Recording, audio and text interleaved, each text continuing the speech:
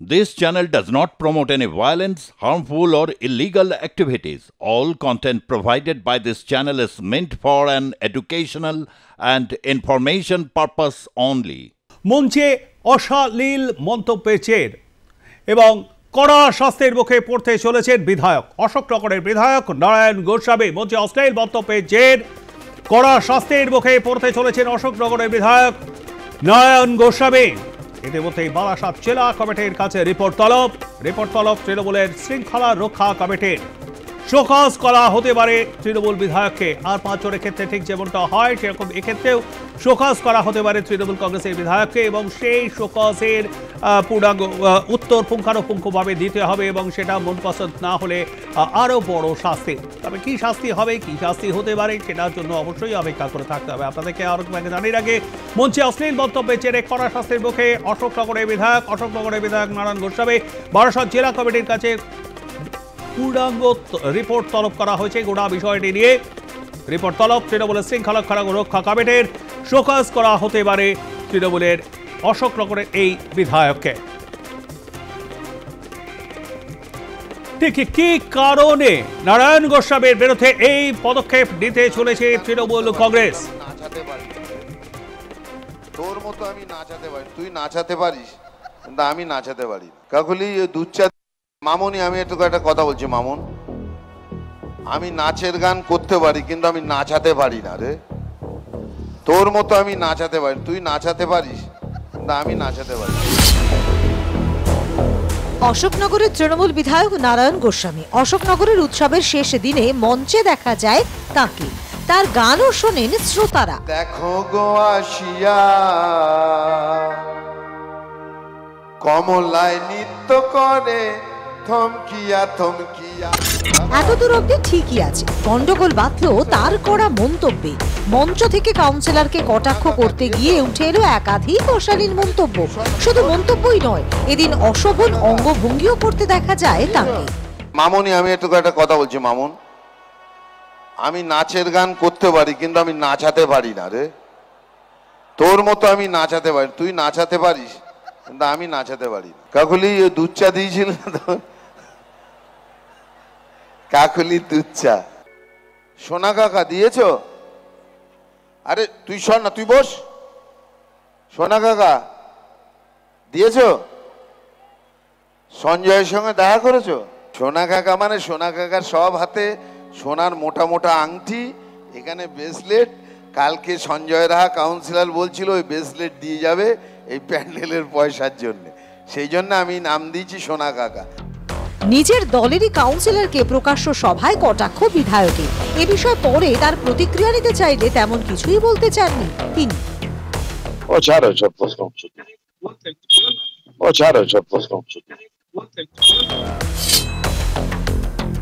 ও Facebook post দেখলাম এবং এটা যথেষ্ট পরিমাণে ভাইরাল হয়েছে।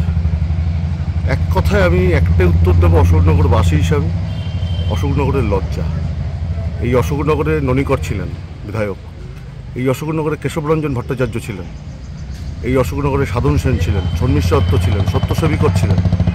অশোকনগর এই জিনিস কখনো আশা করে না। অশোকনগর উৎসব যার পরিচালনায় চলছে তাকে দেখলাম অপ্রকৃতস্থ অবস্থায় নাচ গান করতে এবং তার কাউন্সিলরকে উদ্দেশ্য করে এমন সব কুকথাই বলবো, ইঙ্গিতপূর্ণ কথা, যেগুলো মানুষ বুঝতে অসুবিধা হয় না পেছনে কি আছে।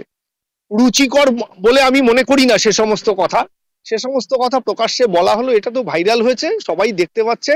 অশোকনগরের যে মান মর্যাদা, অশোকনগরের যে কালচার, সেটা একদম ধ্বংসপ্রাপ্ত হয়েছে, এটাই প্রমাণিত হয়েছে। তৃণমূল বিধায়কের এই ভিডিও ভাইরাল হয় সোশ্যাল মিডিয়ায়। নারায়ণ গোস্বামীর অশ্লীল আচরণে শোরগোল পড়ে যায় নেট দুনিয়ায়।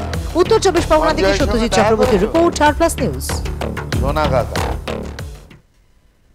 শুনলেন অশোকনগরের বিধায়ক অশোকনগর উৎসবের একেবারে শেষ দিনে মঞ্চে উঠে কি বলেছেন। আমরা এই নিয়েই নেট দুনিয়ায় তো ভাইরাল হয়ে গিয়েছে, শোরগোল পড়ে গিয়েছে, সবাই সমালোচনা করছেন।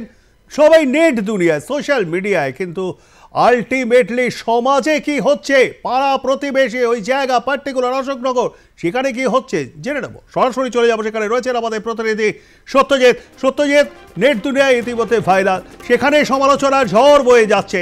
দলের শৃঙ্খলা রক্ষা কমিটি তলব করেছে রিপোর্ট, কিন্তু আলটিমেটলি সাধারণ মানুষজন এবং যারা তৃণমূল কংগ্রেস দলটি করেন তারা এই ঘটনা নিয়ে কি বলছেন?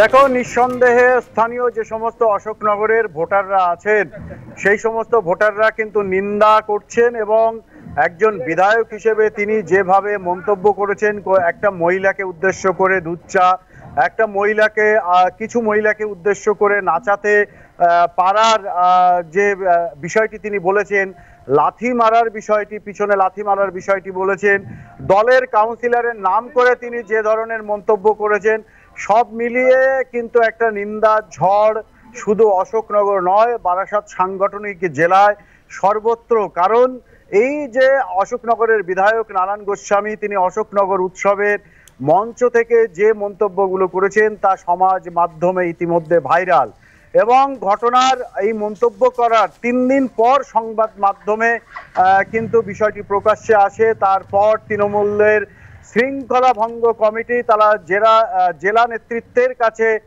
কিন্তু রিপোর্ট তলব করেছে এবং সিদ্ধান্তের দায়ভার চাপিয়েছে কিন্তু জেলা নেতৃত্বের উপর। জেলা নেতৃত্বের সূত্রে খবর যে তারা যে রিপোর্ট সেটা রিপোর্টের মতো করে দেবেন। যে ঘটনা ঘটেছে, তৃণমূলের একটা অংশ কিন্তু দেখতে চাইছে যে দল কি ধরনের পদক্ষেপ করে, কারণ একজন বিধায়ক শুধু নন নারায়ণ গোস্বামী, তিনি উত্তর 24 পরগনার জেলা পরিষদের সভাধিপতি, যেটাকে জেলার মুখ্যমন্ত্রী পদ হিসেবে গণ্যিত হয়।